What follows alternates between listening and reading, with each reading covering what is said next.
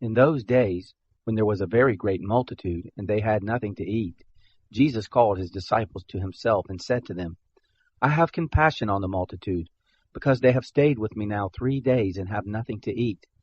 If I send them away fasting to their home, they will faint on the way, for some of them have come a long way.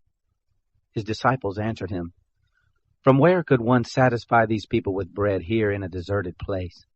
He asked them, How many loaves do you have? They said, 7. He commanded the multitude to sit down on the ground, and he took the 7 loaves. Having given thanks, he broke them and gave them to his disciples to serve, and they served the multitude.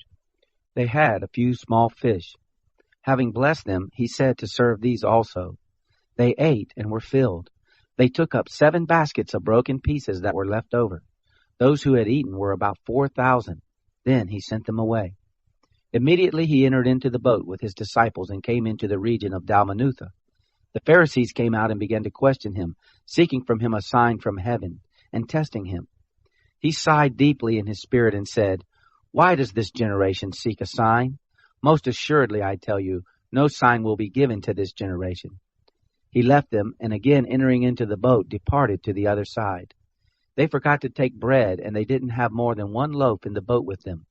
He charged them, saying, Take heed, beware of the yeast of the Pharisees and the yeast of Herod.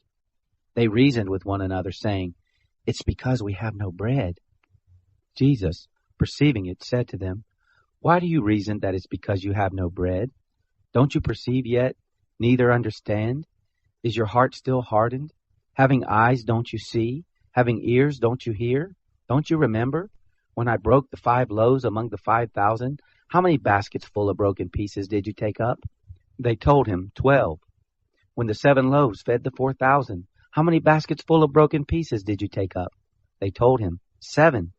He asked them then, Don't you understand yet? He came to Bethsaida. They brought a blind man to him and begged him to touch him. He took hold of the blind man by the hand and brought him out of the village.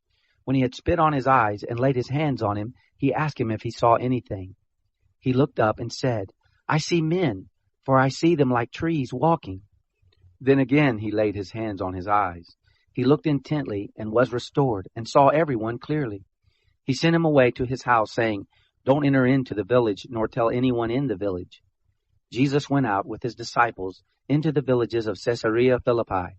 On the way he asked his disciples, Who do men say that I am?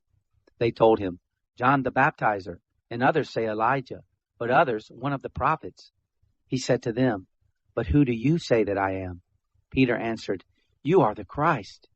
He charged them that they should tell no one about him.